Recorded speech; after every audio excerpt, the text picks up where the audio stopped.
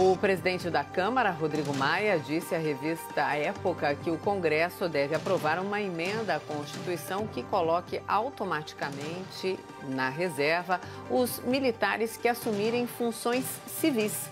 O tema de hoje é: os militares devem ser aposentados para assumir cargos no governo? Caio, suas primeiras considerações, então, por favor. Começo parabenizando aí os excelentes argumentos iniciais do Dr. Bruno. Bom, só retomando aqui a pergunta em pauta, os militares devem ser aposentados para ter cargos no governo? Não. Basta a manutenção do atual texto constitucional, que já limita bastante os direitos políticos dos membros das Forças Armadas. Eu sei que eu fui muito breve nessa resposta, mas é porque eu pretendo dedicar esses argumentos iniciais à proposta do senhor Rodrigo Maia, que motivou o debate dessa noite. Bom, não é segredo para ninguém que o Grupo Folha UOL é um conglomerado de comunicação que faz oposição sistemática ao atual governo. Governo esse com ampla presença de militares em seus quadros, que tem como presidente um capitão reformado do Exército e como vice-presidente um general da reserva. Ainda assim, segundo a pesquisa mais recente do Grupo Folha sobre a reputação das instituições democráticas, as Forças Armadas gozam da confiança de nada menos que 80% da população brasileira. Na sequência, vem a presidência da República com 68%. E esse mesmo levantamento apontou que os maiores níveis de desconfiança cabem ao Congresso Nacional e aos partidos políticos. 45% dos entrevistados não confiam no parlamento e 58% não confiam nas agremiações partidárias. Por isso, a fala do senhor Rodrigo Maia, propondo uma PEC para restringir os direitos da classe militar, soa tão descolada do interesse público. Afinal de contas, Exército, Marinha, Aeronáutica são as organizações de maior prestígio popular no Brasil. Se vivesse na mesma realidade que nós, cidadãos comuns, trabalhadores, pagadores de impostos, o presidente da Câmara focaria esforços em restringir a participação de parlamentares no Poder Executivo e na estrutura do governo federal. Essa sim seria uma ideia republicana ancorada nos princípios da separação, da independência e da harmonia entre os poderes.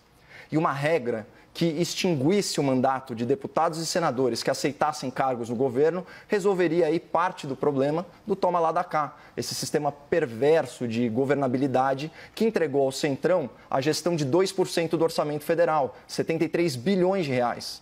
Inclusive, esse foi o tema do nosso produtivo debate de ontem. Mas, voltando aqui.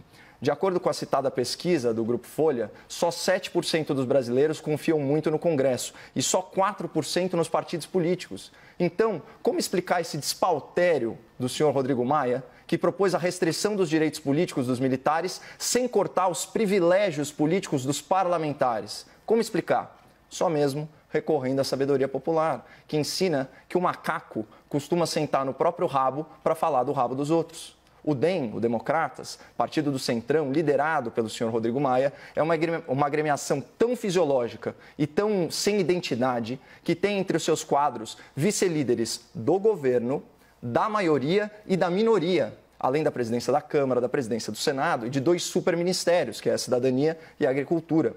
Percebam que esse é um partido que não é nem da oposição, nem da situação. É um partido que é tudo e nada ao mesmo tempo.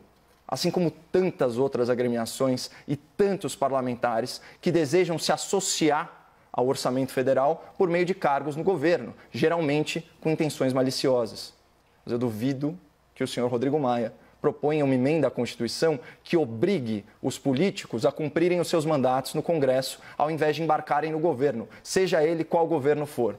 E o motivo foi escancarado pelo grande jurista e professor Modesto Cavalhosa, que escreveu o seguinte na sua obra Da Cleptocracia para a Democracia, abre aspas, os deputados e senadores ocupam, em nosso regime presidencialista de coalizão, não somente os ministérios, como nomeiam, sob a forma de cargos de confiança, diretores dos entes públicos, da administração direta e indireta e das estatais.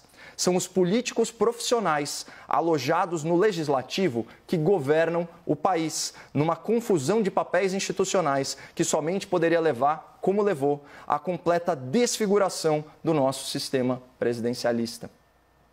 Essa promiscuidade entre executivo e legislativo é o real problema, não a presença de quadros militares da ativa na estrutura federal.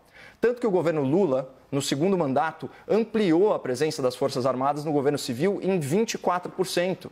O governo Dilma, primeiro mandato, em 25%. E agora o governo Bolsonaro em 32%. Na verdade, ao longo dos últimos 16 anos, o número de militares alocados no governo federal aumentou 125%, ou seja, mais que dobrou. Portanto, o que é vendido ao grande público por uma mídia cada vez mais militante como um ponto completamente fora da curva da gestão Bolsonaro está mais por uma tendência implementada gradualmente, governo a governo, ao longo de décadas. E para fechar, ilustrando aqui o despropósito dessa colocação do presidente da Câmara, vamos lembrar que um servidor público federal de alto escalão é um detentor da chave do cofre. Via de regra, ele vai ter acesso e administrar verbas vultosas. E esses recursos vêm dos seus impostos, espectador, do seu dinheiro. Então imagina que você tivesse economizado aí R$100 mil ao longo de anos e anos de trabalho, mas precisasse deixar todo esse dinheiro sob os cuidados de uma entre duas pessoas. Você confiaria suas economias ao senhor Rodrigo Maia ou ao senhor Augusto Heleno? Reformulando, se você tivesse que escolher entre deixar sua grana com um deputado federal de 6 mandatos ou com um general de 4 estrelas, quem você escolheria? A sua resposta, provavelmente a mesma da maioria da nossa audiência, poderia ou deveria orientar as novas leis sobre restrições a ocupantes de cargos no governo.